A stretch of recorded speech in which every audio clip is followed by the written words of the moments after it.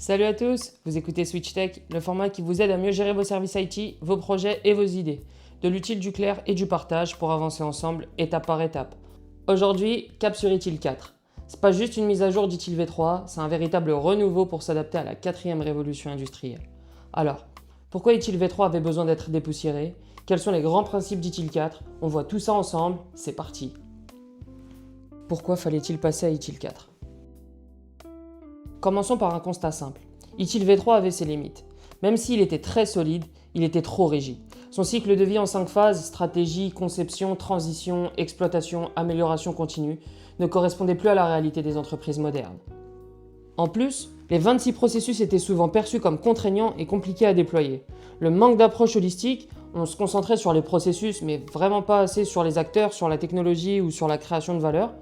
Le contexte technologique a changé. ITIL V3, il ne prenait pas en compte l'émergence du cloud et les méthodes agiles, comme Scrum, DevOps ou le Lean IT. ITIL 4 arrive donc avec une vision flexible, moderne et surtout adaptée aux enjeux des entreprises.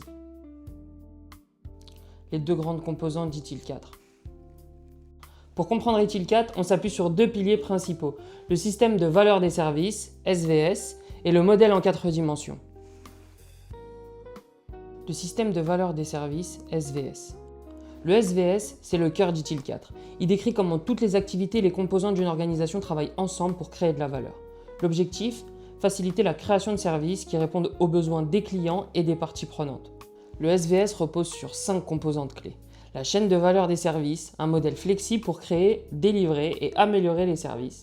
Les pratiques, ce sont les activités nécessaires pour réaliser les objectifs des services. Les principes directeurs, des recommandations générales pour s'adapter à chaque contexte. La gouvernance, pour piloter et contrôler la chaîne des valeurs. Et l'amélioration continue, parce que tout service peut toujours être amélioré.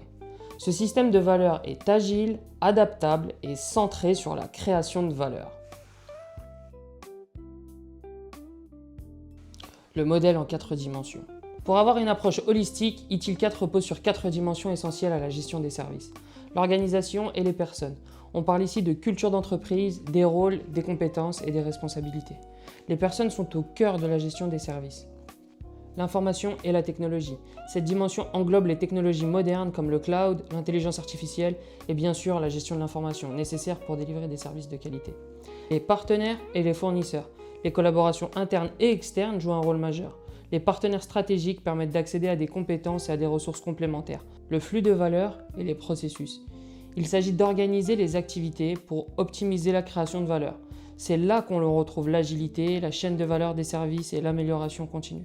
Ces 4 dimensions permettent d'aborder chaque service sous toutes ses facettes pour garantir un équilibre entre les différents aspects de l'organisation. Les nouveaux concepts d'ITIL 4. ITIL 4 introduit aussi de nouvelles notions. La valeur, la combinaison de l'utilité, ce que le service fait, et de la garantie, comment il le fait et avec quelle qualité.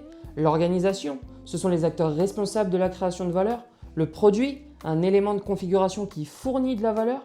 Le coût, le prix à payer pour une activité ou une ressource. Et le risque, ce qui pourrait perturber la création de valeur. Ces concepts apportent une vision globale et permettent de mieux aligner les services IT avec les objectifs métiers. Ce qu'ITIL 4 garde d'ITIL V3.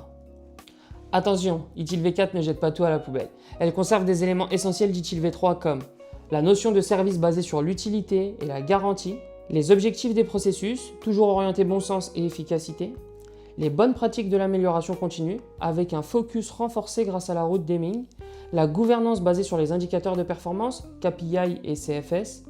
ITIL 4 modernise ces concepts en les rendant plus flexibles, plus intégrés aux nouvelles réalités.